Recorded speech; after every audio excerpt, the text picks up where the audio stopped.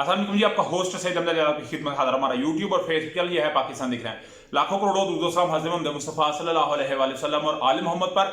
Definitely Imran Ahmad Khan ने सब साबका वज़ीर आज़म इस्लामी जमहूरियत पाकिस्तान, और मैं उनको ना कहता हूँ मुस्तकबिल के वज़ीर आज़म इस्लामी जमहूरियत पाकिस्तान, क्योंकि इस वक्त जो मैंने एक इकोनॉमिस्ट की एक रिपोर्ट की थी, एक बड़ा अच्छा वो इंटरनेशनल जरीदा है जो बात करता है, उन्होंने बकाया तौर पर कहा कि वो कह रहे थे कि अक्टूबर में पोल होंगे मगर इमरान साहब भारी अक्सरियत से कामयाब होंगे।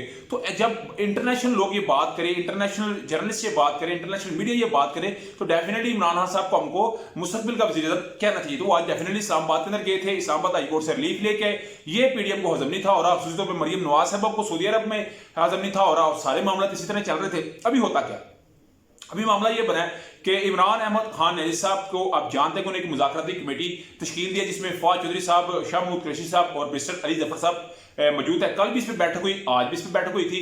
तो इसमें कुछ बड़ी अपडेट आई है। इमरान अहमद खान ने कहा जी कि जो मैं आपको बात कर रहा था ना, इस मुज़ाकरा से पहले अगर मेरा कोई वीलॉग रेगुलर सुन रहा है तो मैं उनको कह रहा था 15 जुलाई से पहले कभी भी पाकिस्तान में इंतखाबात नहीं हो सकते। जुलाई का महीना बड़ा अहम समझा जा रहा है। तो वही बात इमरान अहमद खान ने की। उन्होंने कहा जी 15 दिन के अंदर या इसी माह के अंदर अगर असम्बलियां तहलील होती हैं तो जुलाई तक पूरे मुल्क में आम इंतखाबात हो जाते हैं, तो फिर बात होगी। अगर सितंबर या अक्टूबर में बात लेके जानी है तो मुज़ाकरात का कोई फायदा नहीं। मगर यही बात इनको हजम नहीं हुई। ख्वाजा साद रफीक साहब जो कल वो इस तरह, पता है वो मैंने आपको बताया था, बड़े वो वास्कट के अंदर मुंह लेके हंस रहे थे और फिर शबाशी साहब ने माफी मांगी।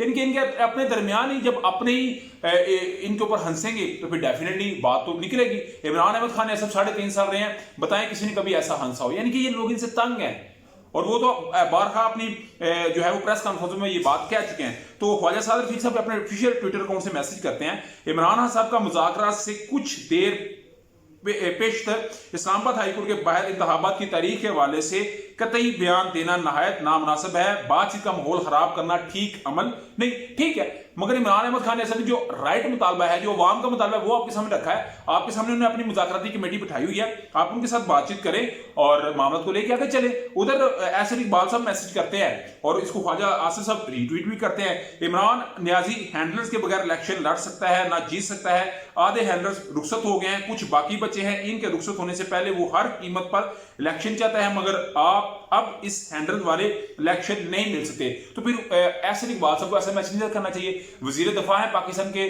ख्वाजा साहब, उनको रीट्वीट नहीं था करना चाहिए। तो मैंने ये जवाब दिया है ख्वाजा साद रफीक साहब के ट्वीट के बदले में, जो मैंने अपनी एक तजिया आपके सामने पेश किया। तो डेफिनेटली पाकिस्तान तरीके इंसाफ के लोग भी ये बात कर रहे हैं। उधर जी अगर मुज़ाकरात की बात की जाए तो अभी आज फ्राइडे है, सैटरडे, संडे और मंडे को वैसे लेबर डे की छुट्टी आ रही है, तो मंगल को जी 11 बजे तक मामला को मुलतवी कर दिया गया है। और इसमें बाकायदा तौर के ऊपर जो बात हम तक पहुंची है वो मैं आपके साथ शेयर करना चाहूंगा। और इसमें डेफिनेटली पाकिस्तान तरीके इंसाफ ने जो अपने मुतालबात हैं उसको इसी तरह रखा है कि हुक्मरान इत्तेहाद और पीटीआई के दरमियान मुज़ाकरात का दूसरा दौर कौमी असम्बली आईनी मुद्दत पूरी करेगी। इत्तेहादी कौमी असम्बली कबल अज़ वक्त तहलील करने के हामी नहीं। छोटी सियासी जमातें कबल अज़ वक्त इलेक्शन के हक में नहीं। हुक्मरान इत्तेहाद, पाकिस्तान तरीके इंसाफ का मुतालबा यह है कि इलेक्शन होने चाहिए तो एक साथ होने चाहिए, इस पर कोई दो राय नहीं। हर बंदा, इमरान साहब ये बात कहते हैं। मगर अगर आप अक्टूबर में कराना चाहें तो कुछ लोग कहते हैं जी अक्टूबर में भी हम इलेक्शन नहीं देख रहे, हम तो इस साल इलेक्शन देख नहीं रहे, ये साल इलेक्शन का है ही नहीं। तो इमरान साहब कहते हैं जुलाई में इंतखाबात करें, मगर हुकूमत कहती है छोटी जमातें नहीं मान रही। छोटी जमातों में कौन है? मौलाना फजल रहमान साहब। तो मौलाना फजल रहमान साहब मानने या ना माने, जिस दिन जरदारी साहब का दिल कर रहा है ना इलेक्शन करवाने को, या किसी बड़े घर का दिल कर रहा है इलेक्शन करवाने को, उस दिन इलेक्शन होंगे। मौलाना फजल रहमान साहब का जो सदर बनने का ख्वाब है वो कतई तौर पर पूरा होता नजर नहीं आ रहा। और ये बात याद रखिएगा, अभी प्रेस कॉन्फ्रेंस कर रहे थे साहब, उन्होंने कहा जी कि हम क्योंकि 12 जमातें हैं तो हमने अपना सारा मौका 12 जमातों को देना है और उनके साथ बातचीत करनी है। इमरान खान साहब ने भी फुल हैंड दे दिया हुआ है शाह महमूद कुरैशी साहब को, फवाद चौधरी साहब को और उसके साथ साथ बैरिस्टर अली जफर साहब को कि जनाब आपने जो बात करनी है वो बड़े ध्यान से, बड़े गौर फिक्र के साथ करनी है और किसी सूरत भी ऐसा नहीं ढीला नहीं होना। मैंने कल आपको कहा था कि जब मुज़ाकरात होते हैं तो उनमें गिरफ्तारियों का मामला भी जिक्र किया जाएगा। तो आज ऐसा ही हुआ है, मुज़ाकरात बड़े अच्छे माहौल में हुए। गिरफ्तारियों का मामला मुज़ाकराती अमल को तबाह कर देगा। आज इस्लामाबाद में 33 के करीब कारकुनों को गिरफ्तार किया गया।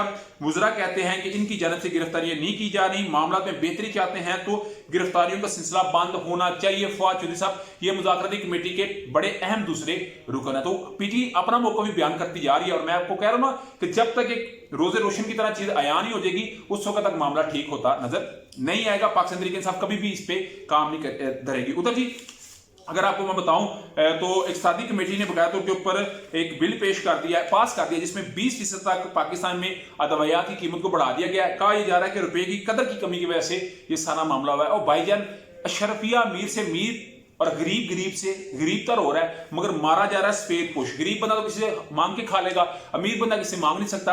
असल मारा जा रहा है सफेद पोश, जिसका कोई वाली वारस नहीं, वो बेचारा इनको देख रहा है और वो तो ये चाहता है कि इंतखाबात हों, इंतखाबात में ये हमारे सामने है, फिर हम उनको किया पाचा इनका करें। उधर जी अगर मैं आपको बताऊं तो फरक हबीब साहब बड़े मजबूत हैं, फैसलाबाद से मजबूत हैं। आबद शेर अली और राना सनाउल्लाह साहब को नाक में दम किया हुआ है, ब्रूनेई मुल्क जाने से उन्हें रोक दिया गया है। फरक हबीब पर दहशतगर्दी इसमें संगीन दफात के मुकदमात दर्ज हैं। सीसीपीओ लाहौर ने मरासले में फरक हबीब की ब्रूनेई मुल्क फरारी का अंदेशा जाहिर किया था।